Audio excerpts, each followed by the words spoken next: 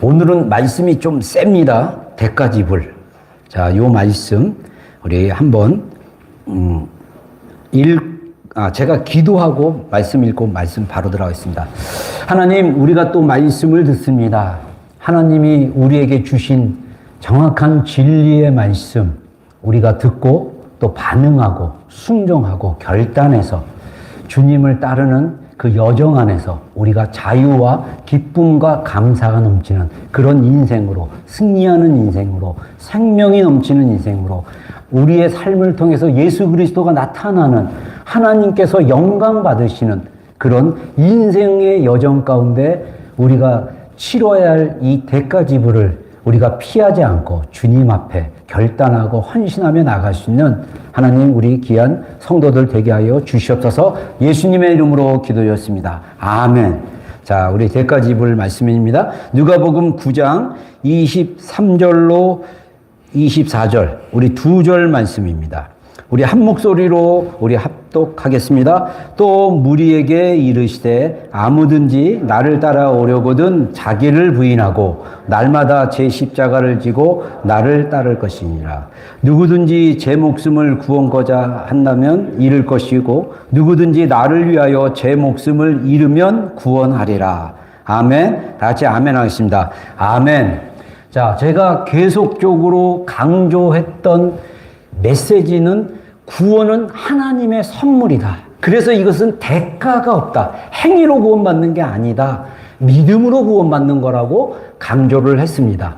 그래서 이 구원은 공짜지만 우리를 구원하신 하나님이시며 아들이신 예수 그리스도가 인간으로 오셔서 십자가의 고통 가운데 죽으시고 부활하시고 그 놀라운 기독교의 핵심 복음 안에서 우리가 그 복음 안에서 변화되는 삶을 살아가야 되려면 반드시 우리가 무엇을 알아야 되느냐? 우리를 구원하신 하나님의 목적이 뭔지를 알아야 돼요. 우리 사실 한국 기독교 안에서 또 이 인종과 언어를 통해서 자기식대로 하나님을 믿는 많은 사람들이 있습니다. 그것은 뭐와 연결되냐면 자기의 문화와 종교적인 컨셉과 또 세속주의와 이런 것들이 같이 섞여 있어요. 그게 한국 사람들 예수님 믿으면 천국 티켓 받고 지옥 안 가고 그렇게 가는 거에만 관심이 있는데 사실은 우리의 구원의 목적은 이 땅에 살면서 우리가 뭐 윤회설에 있어서 다시 태어나는 게 아니라 한 번 사는 인생으로 우리의 영원한 생명이 결정이 돼요. 근데 이 하나님은 모든 사람이 다 구원받기를 원하세요.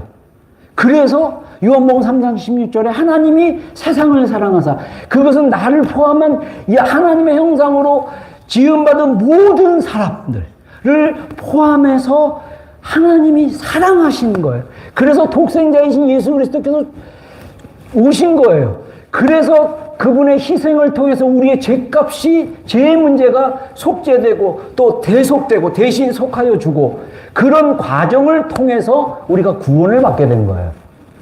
근데 우리는 너무 여기 땅은 별로 생각하지 않고 내 생에 가서 편안하게 산 걸로서만 생각을 하는데 그게 아니고 우리를 구원한 목적은 하나님의 영광을 위해, 하나님의 뜻을 위해, 하나님 나라를 위해 뭐 이런 구절들이 굉장히 많잖아요.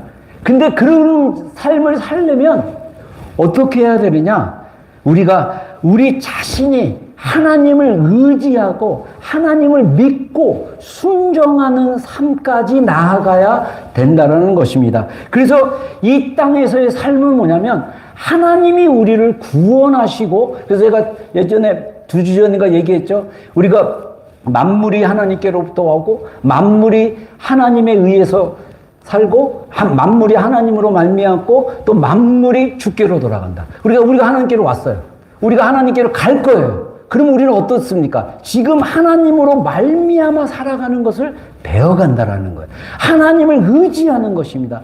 나의 자아를 꺾고 내 목숨을 얻으려고 아둥바둥 살면서 사는 인생이 아니라 예수님을 위해서, 하나님을 위해서 우리 목숨을 잃는다라는 의미는 놓아놓는다는 거예요. 그러면 우리가 그렇게 아둥바둥 살고자 하는 그 목숨이 생명을 얻을 것이다. 하나님이 주신다라는 의미입니다. 그래서 우리의 인생은 하나님이 우리를 구원의 여정으로서 예수님을 따르는 길에 들어섰다라고 얘기합니다. 이걸 제자도라고 얘기합니다. 많은 크리스천들이 자신이 예수님의 제자처럼 부름을 받고 예수님의 제자처럼 변화된 삶을 살아야 되는 것에 대해서 많은 그리스도인들이 몰라요.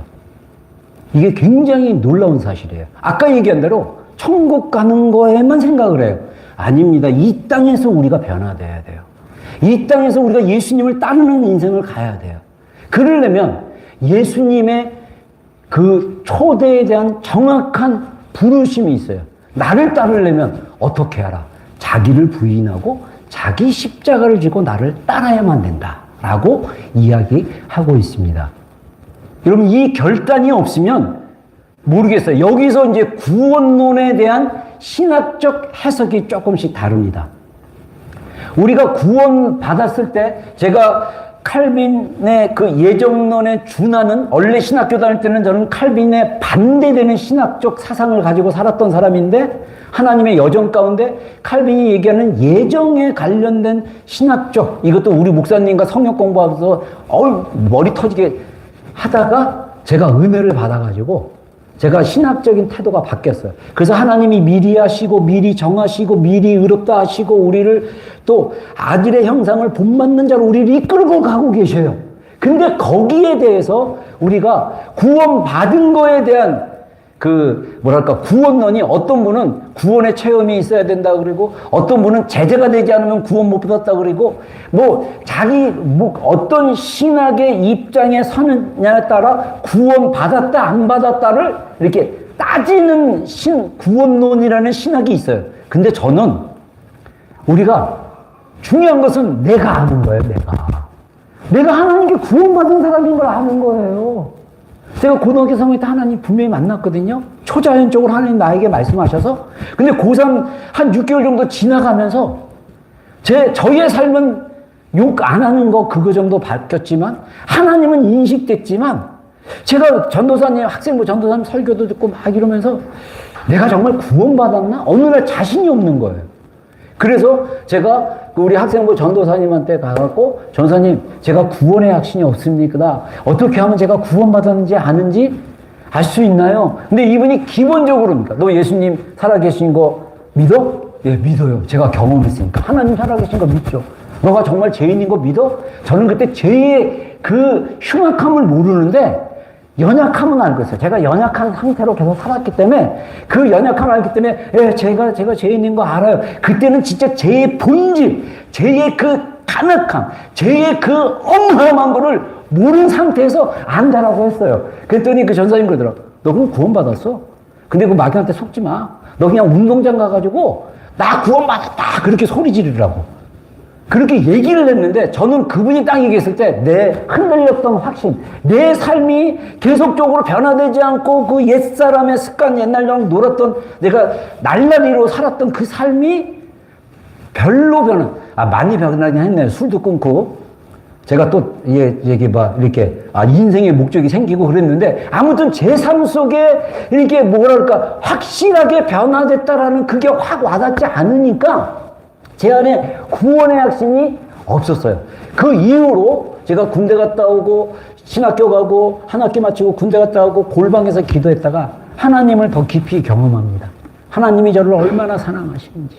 그리고 내가 가졌던 이 죄, 제가 기도하다가 하나님께 그렇게 물어봤어요. 하나님, 적어도 제가 살아왔던, 그때가 23살인데 살아왔던 그 여정 가운데 제가 죄를 져도 이렇게 아버님한테 한번 대들었다가 뺨따고 한 대 맞고, 엄마 돈 초등학교 때 좀 훔쳤고, 그러다가 걸려가지고 또 용서받고, 그런 몇 가지 내가 눈에 띌 만한 죄들을 가지고 있었어요. 그것들을 생각하면서, 근데 저는 여학생들 괴롭힐 때 내 친구 놈이 막 고무줄 긁고 공개할 때 막 하고 막 그렇게 개구지게 하지도 않고, 남은 나를 때리는 걸 싫어하고, 우리 아버지 늘 교훈이 맞는 놈이 발 뻗고 잔다. 누가 싸울 때 그냥 맞는 쪽을 택해라. 막 이렇게 얘기해서 그런 착한 마음으로 살았었는데, 제가 이 정도 죄 가지고 지옥 가는 거 아니죠?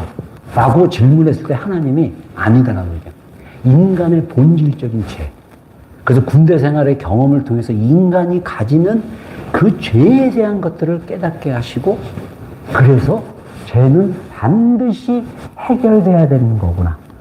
이미 예수님을 믿었을 때 그 십자가의 사랑이 복음으로 경험되어지는 여정 가운데 제가 살았다는 것을 배웠습니다.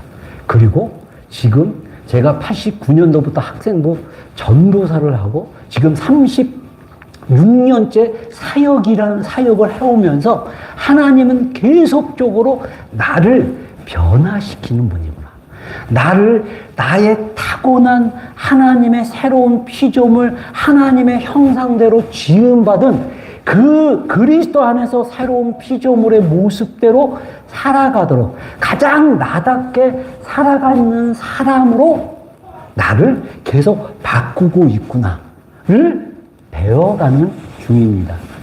오늘도 교회 오기 전에 제가 하모나 뭐 이렇게 하다가 저의 약간 그 거칠고 막 이렇게 배려 없고 또 막 서두는 그런 태도로 하다가 이렇게 하다가 또 사모가 또 여기 화가 확 해서 내가 미안하다고 다시 사과하고 했는데 제가 막 서둘고 제가 또 이렇게 약간 강박적인 게 있어요. 그래서 그런 게 있으면 이런 게 아직은 너무 60년 내내 인지를 했지만 이거를 이렇게 바꿔가는 과정 가운데 이게 인지가 되니까 이제 이게 잘못된 이게 옛 습관으로부터 온 거구나라는 거를 배워가는 중입니다. 그래서 여전히 저는 하나님이 그래서 우리의 구원의 여정은 어떤 여정이냐?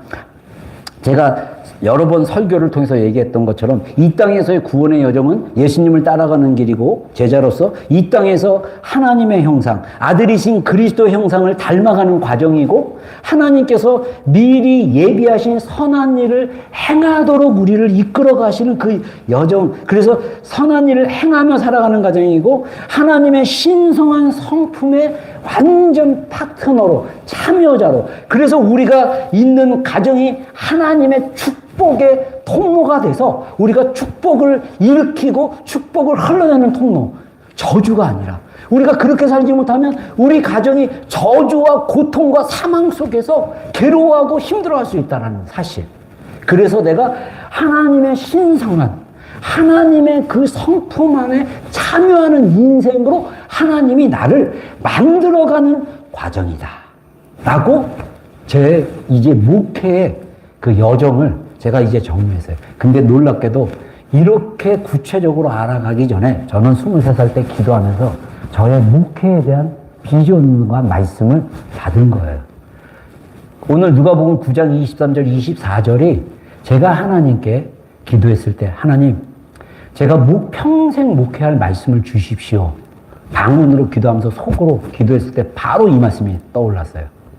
제가 암송을 했었기 때문에 근데 24절에 저는 꽂혔어요. 그때는 자기 부인, 자기 십자가 그때는 안 들어왔어요. 지금은 이 포인트에 제가 이제 집중하는 시즌인데 그전에는 내가 목숨을 얻으려고 하면 잃어버리게 될 거고 내가 예수님을 위해서 목숨을 잃으면 얻게 된다? 근데 그때 딱 성령님이 저한테 주셨던 감동은 뭐냐면 네가 인생을 살면서 너의 힘으로 움켜잡고 너의 힘으로 뭔가 얻고 너의 노력으로 얻으려면 너는 그건 못 갖게 돼. 그러나 나를 위해서 그것을 내려놓으면 내가 줄 거야. 근데 저는 그때 당시 목숨이라는 거는 잘 몰랐어요. 그게 우리의 생명, 나의 근원적인 존재의 태도라는 걸 몰랐어요. 근데 감동은 받았어요. 그래서 저의 삶에 그때 당시 은혜 받고 나서 골방에서 은혜 받고 나서 나중에 학생부 전도사 하고 하면서 막 살아가면서 하나님이 봐줬던 저의 마음의 눈으로 보게 했던 게 뭐냐면 사람들의 모티베이션, 그 동기가 보이기 시작하는 거예요. 그래서 자기를 막 드러내고 싶어 하는, 자기를 막 이렇게 하고 싶어 하는, 그게 막 너무 보이는 거예요. 그래서 내가, 왜 저러고 살지? 하나님이 영광 받으셔야지. 제가 한국교회에서 계속 목회를 하면서 제가 느꼈던 게 뭐냐면, 부교육자로 계속 했지만, 담임 목사님이 그 교회 예수님이 돼버렸어요.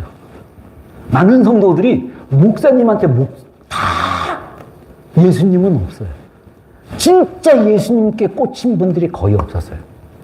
저는 그거를 보고 그래도 하나님이 세우신 질서니까 내가 부교육자로 있는 동안 담임 목사님께 그 담임 목사님의 가이드를 안에서 내가 순종해야겠다. 제가 띵커기 때문에 MBTI 띵커기 때문에 딱 객관적으로 보고 제가 순종하면서 열심히 부교육자로 잘 섬겼습니다. 제가 담임 목사가 돼서 하나님이 부져진 양들을 보내왔는데 제가 시티 있을 때도 그렇고 저의 연약함 때문에 잘 목양으로 잘 돌보지 못하고 그러나 분명했던 것은 하나님이 제 마음 가운데 주셨던 그 말씀처럼 여러분을 하나님 예수 그리스도를 닮아가는 제자, 지금으로 해석해보면 닮아가는 제자로 여러분들을 인크로지하고 비전을 제시하고 말씀을 전하고 그리고 여러분들을 훈련시키고 여러분들을 양육하는 거. 이게 저의 목회의 과정이었구나. 그 전에 많은 실수들, 나도 그냥 복음의 본질을 모르고 열심히 뭔가 인간적으로 하는 거를 또 강조했던 때도 있었던 것입니다.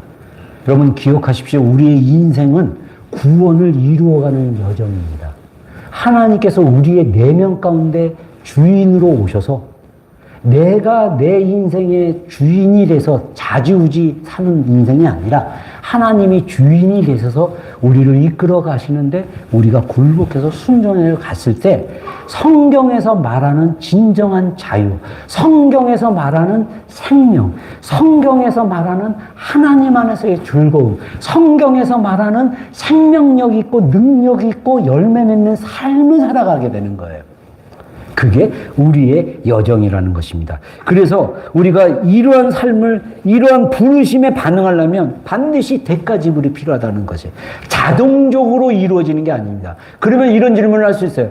만약에 여기서 뭐 이렇게 잘 안 되면 지옥 가나요? 그러면 이게 잘 안 되고 되는 문제가 아니고 중요한 거는 얼만큼 내가 온전해지고 성숙하냐에 따라 저는 그 성품의 열매가 달란트가 아닌가 그런 생각도 또 해봐요. 달란트가 뭔가 우리가 하나님을 위해서 이루는 어떤 것이 아니라 우리의 삶 가운데 말하는 거, 행동하는 거, 살아가는 삶의 태도들이 거기서 열매들이 친절의 열매, 사랑의 열매, 온유함의 열매, 긍휼히 여기는 열매, 기쁨의 열매, 희락, 감사, 막 이런 것들이 자연스럽게 그리고 하나님께 충성하고 사람들 앞에 또 충성되고 신뢰가 있고 또 이런 건강한 교제 가운데 이렇게 살아가는 과정이 나는 달란트의 그 달란트가 아닌가. 그러면 그거 못해가지고 한 달란트 받은 사람처럼 땅속에 묻어두면 그 사람 어떻게 슬피면 이 어둠의 이간다. 이걸 또 그냥 지옥이라고 해석하는 사람도 있고, 근데 제가 좀 더 이 자료를 한번 찾아봐야 될 것 같아요. 그래서 제가 이번에 말씀 준비하면서 제가 성경 다시 이렇게 복음서 이렇게 말씀을 중심으로 보니까 예수님의 말씀이 엄청 세더라고요. 진짜 도 아니면 뭡니까? 도 아니면 모 아니면 도구나. 나 도 아니면 개라 그러려고 그랬어. 네. 도 아니면 모인 거예요. 모 아니면 돈 거예요. 어? 모으면 계속 할 수 있잖아요. 돈은 한 칸밖에 못 가요. 근데 예수님은 되게 세게 말씀하셨어요. 근데 저는 사도 바울 서신서를 되게 좋아하거든요. 사도 바울 서신서는 하나님의 은혜와 임재와 근데 중요한 거 여기서 강조한 게 뭐냐면 네가 이미 십자가에 못 박은 존재인 걸 인식하라는 거예요. 그리고 너의 삶을 죄에 내어지는 인생으로 살지 말고 하나님께 드리는 인생으로 살라. 우리가 그런 마음의 방향과 태도를 가지고 산다면 하나님은 우리를 계속 변화시키실 거예요. 우리 하나님의 형상으로 창조된 그 사랑받는 존재로 그리고 사랑하는 존재로 기뻐하고 또 남이 아프면 그렇게 같이 아파해주고 고통을 나누고 그런 하나님의 놀라운 성품 안에서 우리의 마음의 형상이 하나님을 닮아간다라는 거예요. 이게 하나님께서 우리에게 계속적으로 하시는 작업이라는 것입니다. 그러면 우리가 어떤 대가를 지불하냐? 그래서 이 대가라는 것은 자기 부인을 해야 돼요. 그리고 날마다 자기 십자가를 지는 게 굉장히 중요합니다.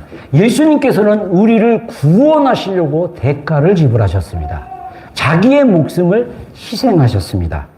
마찬가지로 예수님을 따르는 사람들은 반드시 자기를 부인하고 자기 십자가를 지는 대가를 지불해야 한다라는 거예요. 그럼 여기서 목숨이 뭐냐는 거예요. 목숨은 나의 옛사람, 육신으로 향해서 계속적으로 하나님보다 더 다른 것을 사랑하고자 하는 그 죄성의 본성을 이야기하는 것입니다. 여기서 부인한다라는 것은 뭐냐면 부정한다, 거절한다, 관계를 끊는다. 단순히 겸손하거나 희생하는 수준이 아니라 자기 중심적인 그 삶의 시스템, 그 태도를 끊어버리고 자기가 주장하는 삶이 아니라 하나님이 내 삶을 주장하실 수 있도록 나를 부인하고 나의 주장을 꺾고 나의 의지를, 나의 욕망을, 나의 죄된 본성을 거절하고 거부하는 것. 그래서 나 자신의 그 죄된 욕망이 막 올라왔을 때 이거를 부인해야 되는, 거절하는 거예요. 거절하는 방법이 뭡니까? 나는 이미 이 나의 욕망은 예수님의 십자가에 못 박혔다라고 얘기하는 거예요. 그래서 우리가 자기 십자가는 나의 의지, 욕망, 중심성, 주장을 십자가에 못 박는 거예요. 근데 우리가 십자가에 못 박을 필요가 없어요. 로마서 6장에 말씀하신 것처럼 우리의 옛사람이 그리스도와 함께 십자가에 못 박힌 것은 이렇게 얘기해요. 그러니까 우리의 옛사람은 성경적으로 십자가에 못 박힌 거예요. 6장 6절에 이렇게 얘기합니다. 우리 한번 읽어보겠습니다. 시작.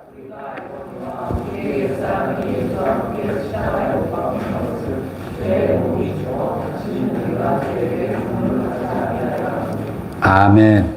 다시 아멘 하겠습니다. 아멘.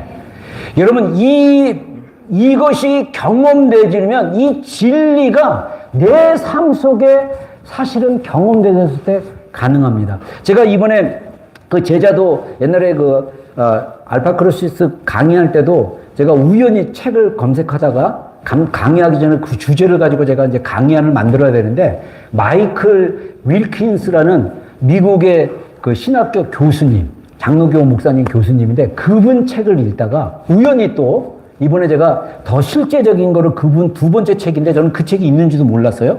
근데 어느 목사님이 자기 책 정리한다고 이렇게 우리 목사님 방에 올려가지고 제가 딱 그 책을 골라서 보니까 그 내용이 너무 좋은 거예요. 이분이 어떤 얘기를 하냐면 자기는 얼랑전 참전 용사로 상사로 해가지고 살았다가 그리고 제대하고 20대 중반 30대 초반에 그 현역 군인으로 계속 기지에 근무하고 막 그랬었다가 마약을 해가지고 자기 형도 마약하고 막 근데 그때 형은 뭐 크리스찬이라서 막 하고 막 근데 그런 삶을 살다가 극단적인 삶을 살다가 하나님을 만났어요. 그리고 이분이 변화됐어요.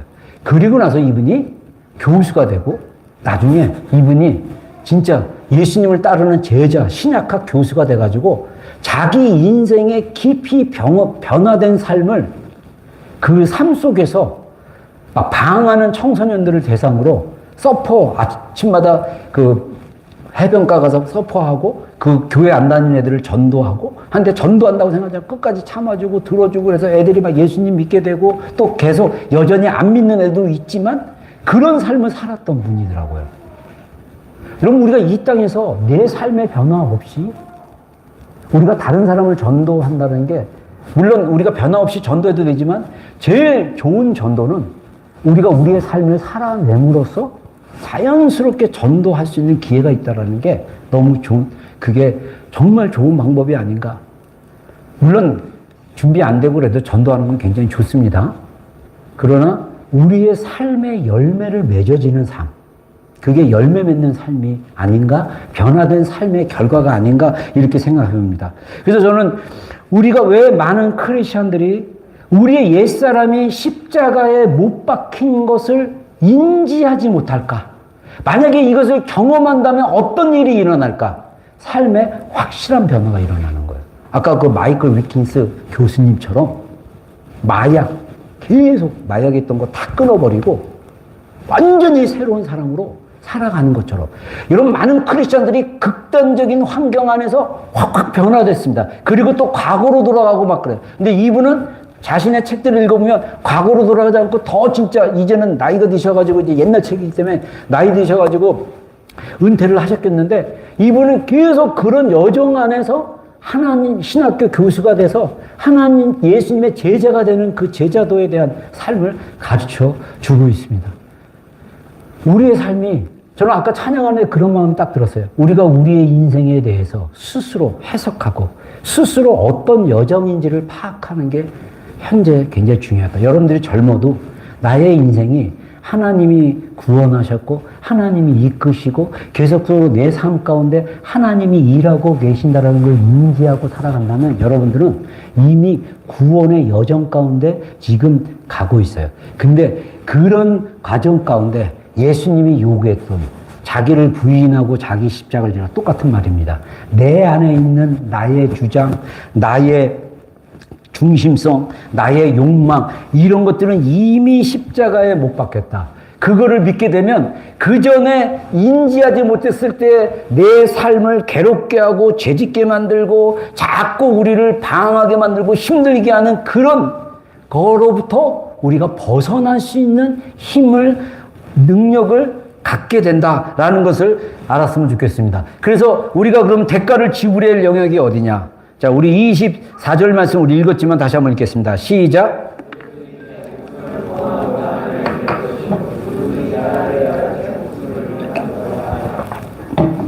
예. 이 목숨 생명은 구약에서는 구약에서는 저기 갑자기 요즘 이제 단어가 생각나는데 신약에서는 수십 회인가 뭐 그래요. 그래서 인간의 영이라고도 얘기하고 혼이라고도 그러고 목숨이라고도 얘기하고 생명이라고도 얘기합니다. 그래서 셀프라고도 얘기합니다. 자기 자신, 자아라고도 얘기하고 소울, 라이프, 생명, 삶. 그래서 한 사람의 생명과 인격 전체를 말하는 게 뭐냐? 목숨이라는 것입니다. 그리고 구원하고자 한다는 건 뭐냐면 내가 나 스스로를 구원한다는 건 뭐냐면 자신의 생존, 행복, 성공, 안전을 스스로 확보하고 스스로 만들어가려는 시도라는 거예요. 자기 힘으로 자기의 인생을 주도하면서 나가려는 그런 태도가 내가 스스로 내 목숨을 구원하려고 얻고자 하는 그런 행위라는 것입니다. 그래서 우리가 대가를 지불해야 될 영역이 크게 세 가지입니다. 첫 번째는 자아라는 대가예요. 자, 우리 갈라디아서 2장 20절 한번 읽겠습니다. 시작.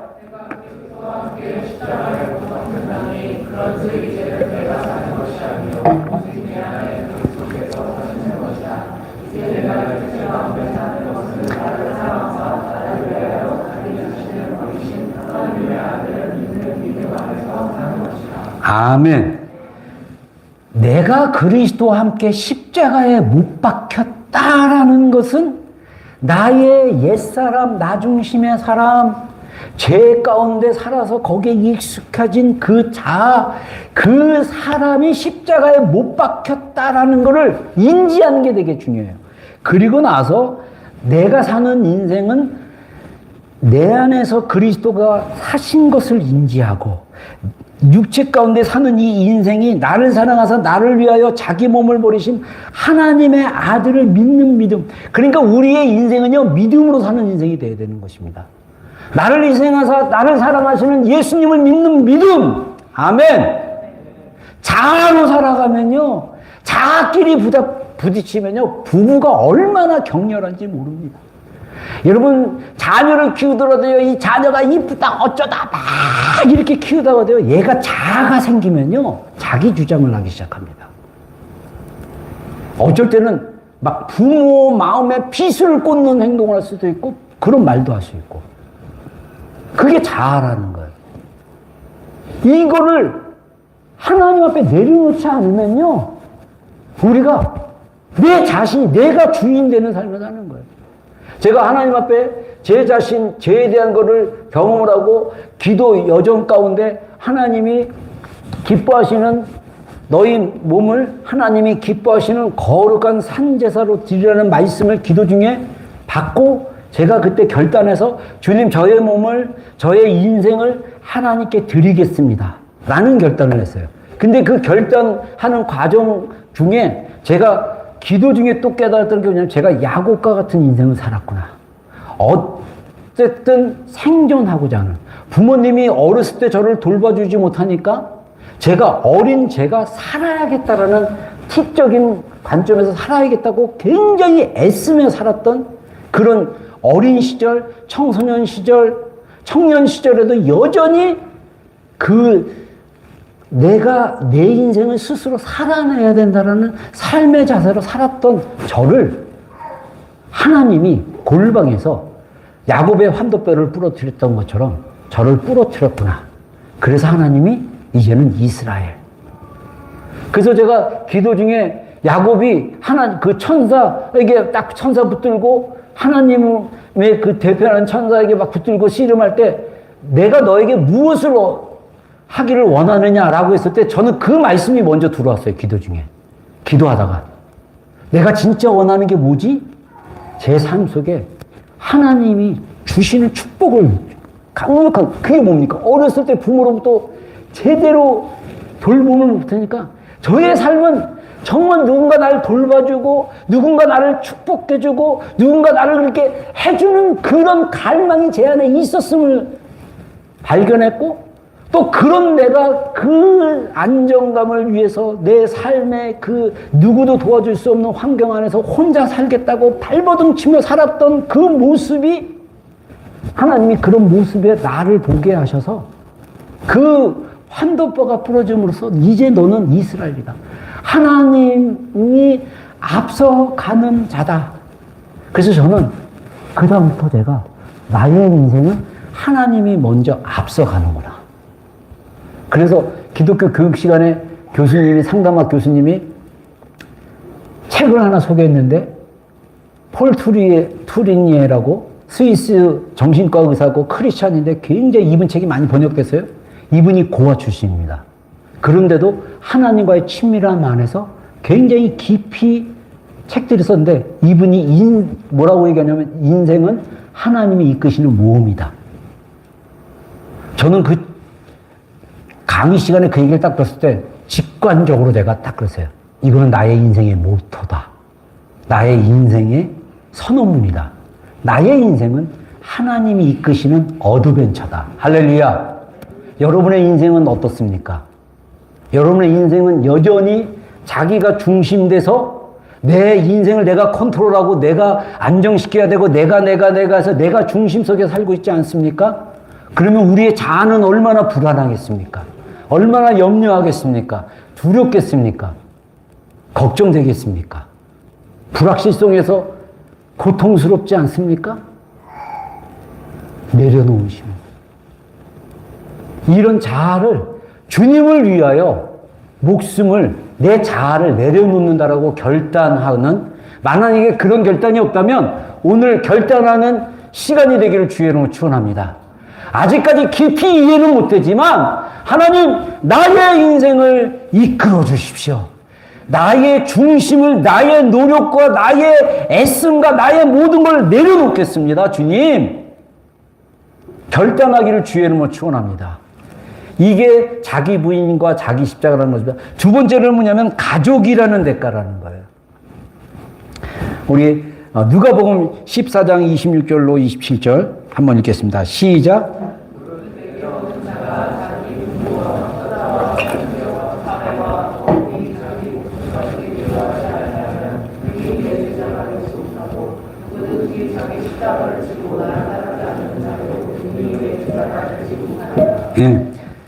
부모, 자녀, 아내, 아내와 자식들, 그 다음에 형제, 자매까지도, 그리고 자기 목숨까지도 내려놓지 아니하면, 미워하지 아니하면, 여기서 미워한다는 표현을 썼는데, 이 미워한다라는 게 혐오하라는 의미가 아니에요.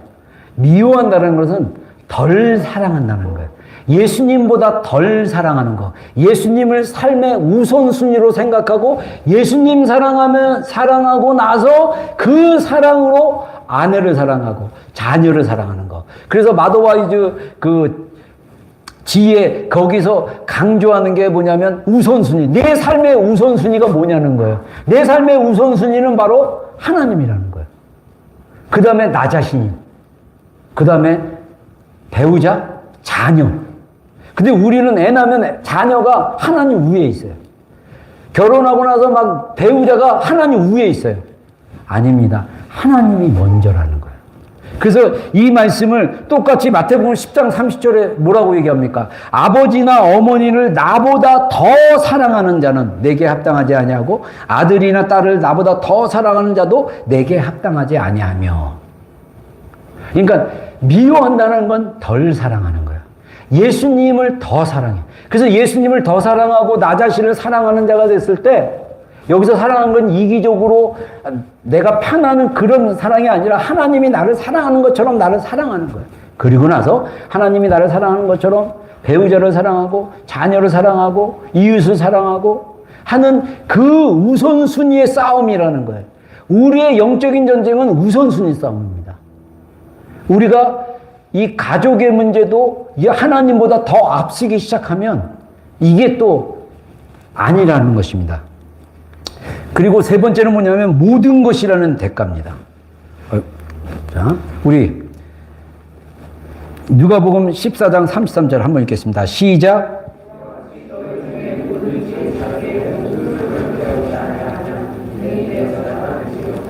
네. 모든 소유를 버리는 게 굉장히 중요합니다. 여기서 예수님께서 구원을 얻는 수단으로 가난해지라고 말씀하신 것이 아닙니다. 물질과 재산은 대부분의 사람들에게 우상이 되고 있는 이 시대에 그 소유 때문에 물질 때문에 쾌락, 행복, 안정감을 얻으려고 하는 모든 노력을 포기하는 대가를 지불하는 거예요. 하나님 손에 맡기고 하나님이 주신다라는 것을 믿고 신뢰하고 한 예수님을 위해서 내려놨을 때 예수님이 주신다라는 거예요. 여러분 이 원리를 깨달으면요 우리가 얼마나 자유로운지 몰라요. 제가 예전에 너무 이쪽으로 자유로워가지고 제가 툭하면 나 여기 비전교회 그만 목회해도 돼. 하나님이 가시라면 언제든지 갈 수 있어. 근데 이게 우리 지체들에게 상처를 준다는 걸 잘 몰랐어요. 언제든지 우리를 버릴 수 있구나. 정서적으로 문제가 있는 거예요. 사실은 듣는 사람 입장도 봤는데 항상 내 입장으로 얘기를 했어요. 근데 하나님이 이제 깨닫게 해주더라고요. 그거 함부로 얘기하면 안 돼. 저는 제 인생으로 봤을 때 언제든지 예전에는요 가족도 중요하지 않아요. 제가 결정하면 무조건 따라와야 돼요. 얼마나 우리 사모가 불안했겠습니까? 어디로 틀지 모르는데. 저는 나름대로 하나님이 주신 마음 받아서 직관적으로 움직이는데 이제는 하나님 안에서 다른 사람의 마음, 다른 사람의 상태 이런 것도 봐주고 이해해주고 그리고 하나님의 그 뜻을 쫓아가는 거. 이게 여러분들 뭐 이랬으니까 딱 잘라서 이런 게 아니라는 것을 기억하시기를 바랍니다. 정말 하나님보다 더 사랑하고 이거 없으면 안 될 것 같은 죽을 것 같은 그 우상의 자리에서 내려놓고 하나님을 의지하고 하나님을 사랑하고 하나님이 사랑하는 것처럼 나를 사랑하는 것처럼 나의 배우자, 나의 자녀, 나의 그 물질을 또 소중하게 하나님이 또 이 마지막 하나님의 나라를 위해서 정말 누릴 거는 또 누리고 감사할 건 또 감사하고 또 흘려보낼 건 흘려보내고 그래서 창고에 넣어주는 나만의 곡식이 아니라 하나님 나라에 유익할 수 있도록 흘려보내려는 그런 삶의 태도들. 우리의 시간도 마찬가지예요. 내 시간 뺏겨서 저 사람 봉사하는 게 아니라 왜 봉사할까 이렇게 생각하는 게 아니라 내 시간을 들여서 함께 해주고 찾아주고 섬겨주고 나누고 하는 시간들. 이것도 다 뭐냐면요. 결국은 자기 일을 부인하지 않고 자기 십자가를 지는 삶의 태도가 그 자세로 나가지 않으면요. 그 결단이 없으면요. 항상 자기 중심으로 계산해요. 자기 중심으로 잔머리 쓰고 자기 중심으로 하는 것입니다. 그래서 아까 오늘의 목사님이 세게 얘기했잖아요. 사람들이 막 자기 하나님은 내 편이야. 나는 늘 하나님이 나의 수호신이 되기를 원하고 막 이런 식으로 했는데 하나님은 우리가 죄 짓는 현장 속에도 함께 하시긴 해요. 근데 그거에 대해서 슬퍼하시죠. 그것에 대해서 안타까워하시죠. 때로는 우리를 교훈하기 위해서 하나님이 환경이나 사람을 통해서 우리에게 채찍이라는 교훈이라는 훈육이라는 방법으로 우리의 인생 가운데 일하실 수 있습니다. 그건 하나님의 사랑입니다. 하나님은 무기력하게 우리를 냅두는 분이 아니에요. 하나님은 우리를 사랑으로 이끌어가기를 원하는 거예요. 근데 문제는 뭐냐? 우리의 자아가 하나님을 향해서 문을 안 열어서 문제예요. 그러면 하나님은 그냥 놔두시는 거예요. 그래서 하나님의 가장 무서운 이 땅에서의 심판은 뭔지 아십니까? 방임하는 거, 내버려두는 거예요. 내버려두는 거. 그래서 로마서 1장에 말하는 것처럼 그 이방인들이 우상으로 바꿔가지고 하는 거. 그냥 이게 더 무서운 거예요. 때로는 하나님이 나에게 아무런 것도 없는 것처럼 느껴진다 할지라도 여러분 속지 마십시오. 시편 139편에 말한 것처럼 내가 음부의 자리를 펼지라도 하나님은 거기 계시고 하나님은 우리의 인생을 계속 이끌어가고 계시고 있다라는 거예요. 그래서 우리가 마음을 열고 결단하고 주님을 따라가는 거, 이게 굉장히 중요합니다. 우리 삶을 지배하고 있는 우상들을 내려놓는 작업, 이 결단이 반드시 필요합니다. 그래서 예수님과의 생명의 관계 안으로 들어가지 않으면 우리의 신앙은요, 모래 위에 지은 집과 같습니다. 그래서 마태복음 7장에 예수님이 이런 말씀을 했어요. 자, 한번 읽어보겠습니다. 21절 시작.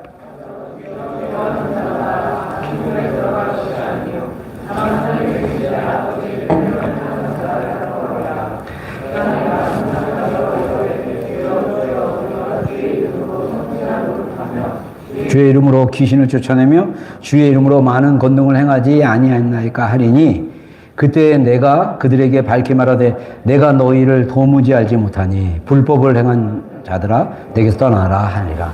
자, 아까 막 그냥 내가 죄짓고 막 이래도 하나님 내 편이죠 막 이렇게 이기적으로 해석하지 말라고 영상에서 나오신 목사님 그렇게 얘기했죠. 우리가 하나님 편에 서야 된다. 자세가 다르다는 거예요. 우리가 잘못하면 하나님이 우리 사랑의 메시지가 이거를 우리 자신이 우리의 자아가 십자가에 못 박힌 존재인 것을 경험하지 못한다면 이 사람들은요 진짜 잘못된 인생을 살아갈 수 있어요. 하나님 나 사랑하시잖아. 나 하나님 사랑하시니까 이렇게 사는 거 다 허락하셔. 막 이러면서 자기 중심으로 살아가는 것을 옛사람에 미혹되고 유혹되고 막 이런 표현으로 성경이 많이 얘기하고 있어요. 그게 아니고 또 반대로 한쪽 반대로 내가 주님을 위해서 귀신 쫓아냈습니다. 내가 주님을 위해서 선지자 예언 사역했습니다. 내가 주님을 위해서 이렇게 했습니다. 이렇게 했습니다. 이렇게 했습니다. 근데 예수님이 내가 너를 모른다. 내가 알지를 못한다. 불법을 향한 자들 내게서 떠나라. 이게 말하는 핵심은 뭐냐면요. 우리의 신앙이 행위 중심이 되는 게 아니라 존재 중심, 관계 중심으로 되는 거예요. 여러분 제가 그 기도의 집 메시지 중에 제가 되게 은혜 받았던 게 뭐냐면 이미 우리가 구원을 받고 우리가 거듭났으면 우리가 하나님의 사랑을 얻으려고 애쓰는 삶을 살지 말라는 거예요. 그런 애쓰는 삶이 뭐냐면 종으로서의 삶이라는 거예요. 종은 뭡니까? 주인이 하라는 대로 하고 주인이 하는 대로. 그래서 종과 주인은요 인격적 관계가 아닙니다. 물론 인격적 관계를 맺는 주인도 있지만 그래서 예수님이 제자들이 뭐니까 내가 너희를 친구라 하겠다. 친구 정도로 또 부모와 자녀로 우리를 인격적으로 우리를 관계 안에서 사랑 안에서 우리를 관계에 맺으며 살아가는 거예요. 그래서 성령의 9가지 열매가 성품인 거예요. 그래서 우리의 그 열매는요 뭐 저게 사과가 아닙니다. 배가 아닙니다. 감이 아닙니다. 한 개씩 맺는 게 아니라 포도예요. 포도. 예수님이 포도나무 비유했잖아요. 포도는요 한 송이 안에 수십 개의 송이가 열매입니다.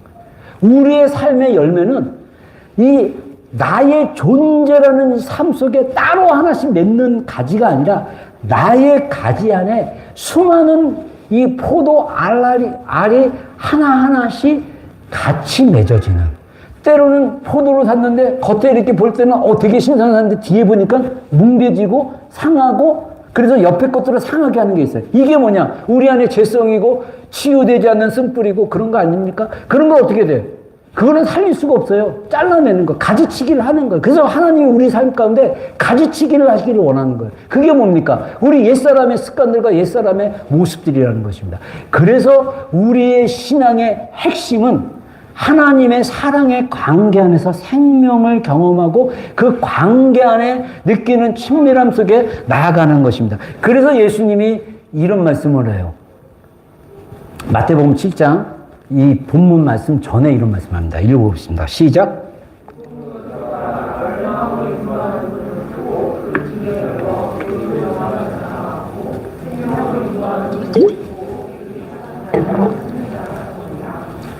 여러분 놀랍게도 제가 책에서 아까 얘기한 대로 윌킨스 교수님이 그때 당시 20년 전에 쓰여진 책인데 이분이 뭐라고 하냐면 많은 크리스천들이 우리가 제자로 부름을 받았고 대가 지불하며 사는 그 여정을 모른다라는 거예요.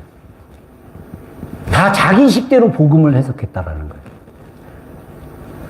우리가 그렇게 살지 않았을 때 우리 삶 속은 뭐냐면 항상 내가 주인이 되는 삶을 살아요.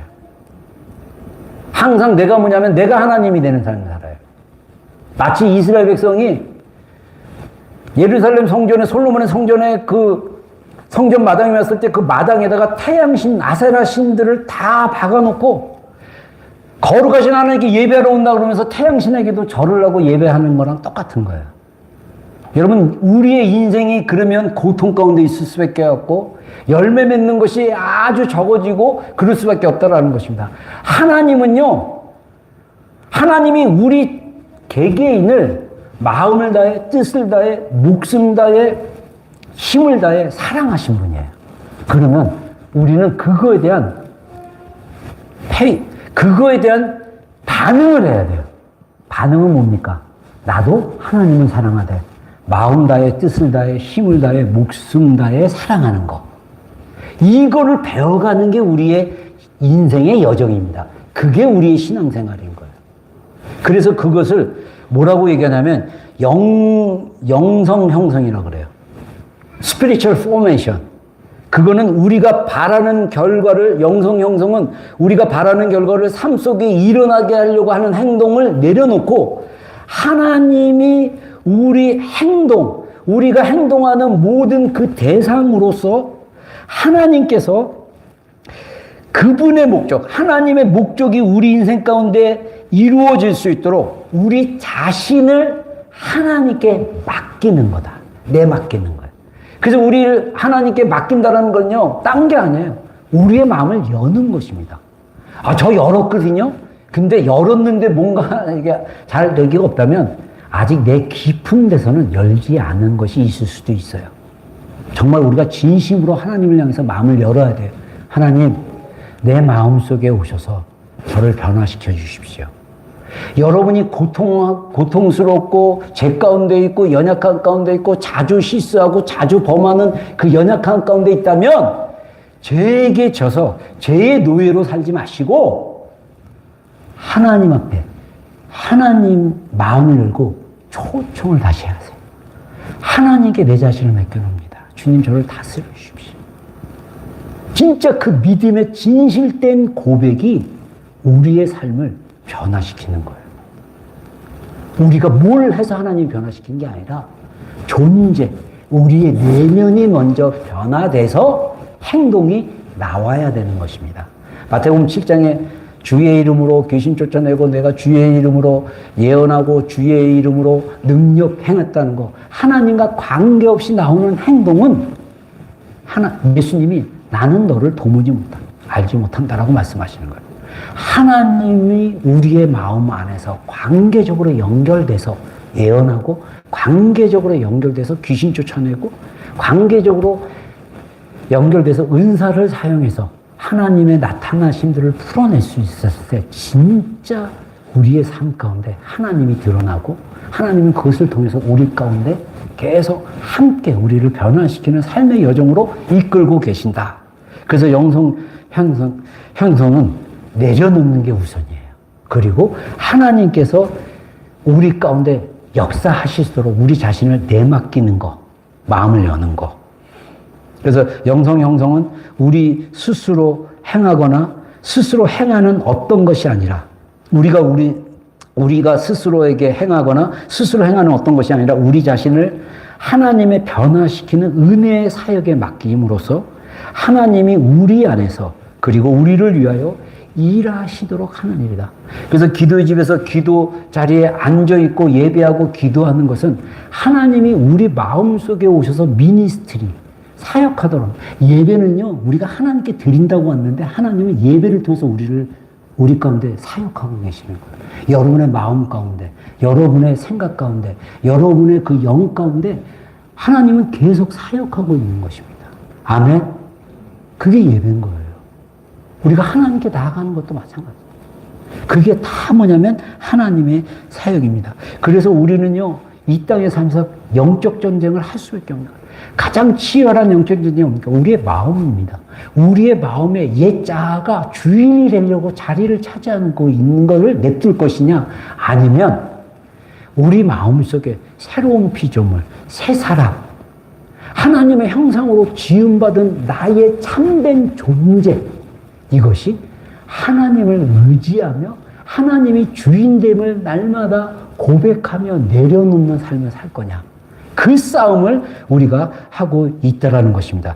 그래서 옛사람이 태어날 때부터 형성된 우리 육신의 본성이기 때문에 이 계속된 그 본성에서 계속 경험되어지는 그 경험을 통해서 나오는 행동이 우리의 옛사람의 모습이라는 거예요. 그래서 우리가 옛사람은 십자가에 박힌 존재인 걸 인정하고 여전히 내 삶 가운데 옛사람의 습관과 행동과 이런 것들이 나타나면 여러분들 치유받으셔야 돼요. 주님은 치유하시는 분이에요. 회복이 일어나야 돼요. 제가 원래 직관적인 사람인데 직관적인 사람들은요, 낙관적인 게 하나님이 나의 그 기질 안에 주어진 거라고요. 그래서 제가 이거 강의 준비하면서 제가 다시 은혜 받은 게 뭐냐면, 저는 기도를 할 때 항상 낙관적으로 기도한대요. 직관형들의 외향적 직관형의 기도는 항상 낙관적으로 보고 기도를 한대요. 그리고 미래를 항상 낙관적으로 본대요. 이게 타고난 거예요. 근데 제가 청소년 시기에 하나님을 만났을 때 저는 인생이 비관적이었어요. 염세적이고. 내가 왜 이렇게 태어났지? 항상 내가 태어난 존재에 대한 목적에 대한 아주 부정적으로 살았던 사람입니다. 원래 나는 그런 사람이 아닌데. 그리고 낙관적이기 때문에 이 성격 유형중에 외향적 직관형들은요, 치유의 기도를 할 수 있대요. 치유의 기도에 대한 믿음이 됩니다. 할렐루야. 저는 그래서 치유 기도 많이 해주고 싶어요. 아프면 오세요. 진짜 믿음으로. 옛날에 CT 있을 때 제가 한번 감동받아갖고, 불면증 있는 사람들 오라 그래가지고 막 기도해가지고 경미는 친구까지 데려와가지고 제가 막 기도해주고 그랬잖아요. 우리 안에 우리 자신이 하나님의 만들어진 형상대로 살아가는 것을 계속 배워가고 일하는 게 바로 우리의 여정이라는 것입니다. 마지막으로 우리가 한 가지 내가 늘 강조했던 그 시스템 하나만 소개를 할게요. 이게 기독교 책에서 나온 건데, 자, 뭐냐면 만약에 어떤 사건이 일어나면 우리는 그 결과 우리에게 어떤 느낌이 남겨지게 되고 그것은 우리 행동을 결정하게 된다는 거예요. 그래서 이러한 연쇄작용, 저는 자동화라고 얘기하는데, 연쇄작용을 바탕으로 우리는 그 사건을 중심으로 한 신년 체계, 저는 이것을 옛사람의 사고라고 합니다. 옛사람의 사고, 치유되지 않으면 그 옛사람의 사고가 자동적으로 떠올 수밖에 없는 체계를 만들어 간다라고 얘기를 해요. 그래서 그래서 이거를 얘기했던 사람이 이성적인 그리스도인의 사고라는 책을 쓰신 분인데, 이분이 4가지 과정을 얘기합니다. 첫 번째는 뭐냐면 유발된 사건. 그래서 만약에 어둠 속에서, 내가 어둠 속에서 한번 읽어보겠습니다. 시작. 만약에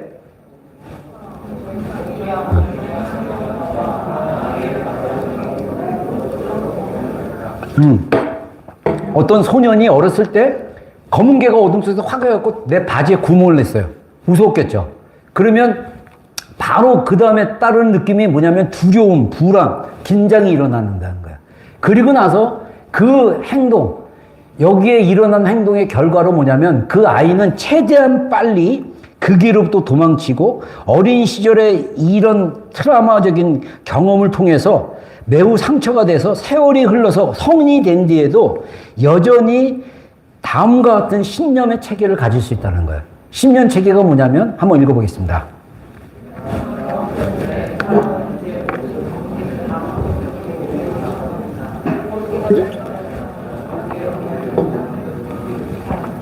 네.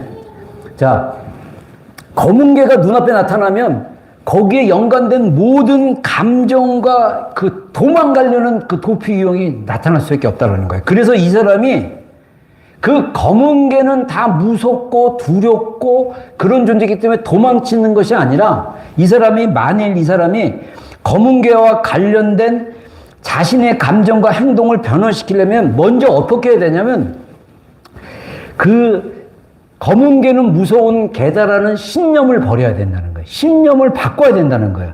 그래서 보통 검은개들이 사람과 친화적이고 온순하다는 사실을 만약에 그 사람이 그 사실을 받아들이면 그 사람이 경험했던 최초의 트라우마 경험에서 치유될 수 있다는 거예요. 그래서 그렇게 되면 이 사람은 자기가 보는 모든, 자기가 경험했던 그 검은개가 아니라 이 세상에 있는 모든 검은개가 다르게 보이고 다르게 느끼고 그래서 그 검은개에 대한 나의 행동이 바뀌기 시작한다는 거예요. 그래서 우리가 마찬가지로 우리가 하나님 말씀에 대해서 하나님의 진리의 말씀은 팩트입니다. 아멘입니까? 거기에 초점을 맞추는 게 되게 중요해요. 거기에 초점을 맞추고 그것을 마음으로 믿고 고백하는 게 되게 중요해요. 그리고 나서 우리의 옛 모습, 습득된 행동의 반응을 버리고 새 사람, 새 모습을 입을 수 있다라고 얘기합니다. 그래서 이거는 또 내 마음의 벽 거기서 결론 부분에 얘기하는 건데 내적 치유의 결론이 뭐냐면요. 우리가 상처받은 그 상태, 상처받은 느낌, 상처받고 힘들어하는 그 환경과 괴로움의 것을 도피하지 말고 인식하는 게 굉장히 중요합니다. 우리가 잘못하면 막 슬픈 거는 울면 안 돼. 그렇게 기뻐도 그렇게 소리내서 웃으면 안 돼. 막 이런 식으로 환경적으로 그래가지고 우리가 감정을 잘 이렇게 부정적인 감정을 잘 못 드러내거나 이랬을 때 하나님 앞에서 우리가 나는 이렇게 상처받고 이렇게 고통스럽고 이렇게 힘듭니다라는 걸 인지하는 게 되게 중요해요. 인식을 먼저 해야 돼요. 그리고 그런 나 자신에 대해서 먼저 하나님의 진리의 말씀으로 그렇게 상처받은 존재가 아니라 하나님의 사랑받는 자로 진리로 하나님의 말씀으로 하나님의 말씀을 먼저 믿어야 돼요. 나는 사랑받는 사람입니다. 나는 사랑받는 자녀입니다. 나는 사랑받는 존재입니다. 하나님의 형상으로 지음을 받았습니다. 이거를 믿으면 그 다음 단계 뭐냐면 고백을 하셔야 돼요. 고백하는 게 굉장히 중요합니다. 그리고 이것을 습관으로 만들어 가야 돼요. 경건에 이르는 연습. 그래서 영성 훈련은요, 훈련이고 연습이고 반복적인 습관과 같습니다. 저는 여러분들 우리 마음 속에 정말 하나님의 사랑받는 존재라는 사실, 이 진리를 믿으시고 그것을 고백하는 삶을 살기를 주의 이름으로 축원합니다. 그게 생명으로 사는 거예요. 그래서 우리가 내면으로 가장 영적 영성 형성에서 얘기하는 게 뭔지 아십니까? 우리의 이그러진 하나님의 형상이 아닌 오염되고 손상된 그 형상의 고통의 그 지점에서 하나님이 우리를 변화시키기 시작한다는 거예요. 그래서 회피하면 안 돼요. 인지하고 나 안에 있는 하나님의 사랑의 형상이 지음받을 수 있도록 그걸 믿고 고백하고 주님 그리고 진리의 말씀을 고백하고 그리고 마음을 열고 이게 날마다 했을 때 하나님이 계속적으로 우리 삶 속에서 변화를 일으킨다는 거예요. 저는요 우리가 다 같이 자기 자신으로 살면서 서로 사랑하고 나누고 부족한 어떤 행동이나 말들이 있어도 그걸 또 용납하고 용서하고 불쌍히 여길 수 있고 그런 삶이 집에서도 일어나고 직장에서 사람들 관계에서 일어나고 교회에서 일어나고 할렐루야? 할렐루야. 이게 진짜 우리 인생에서 행복하게 사는 여정입니다. 자, 우리 한번 기도하겠습니다.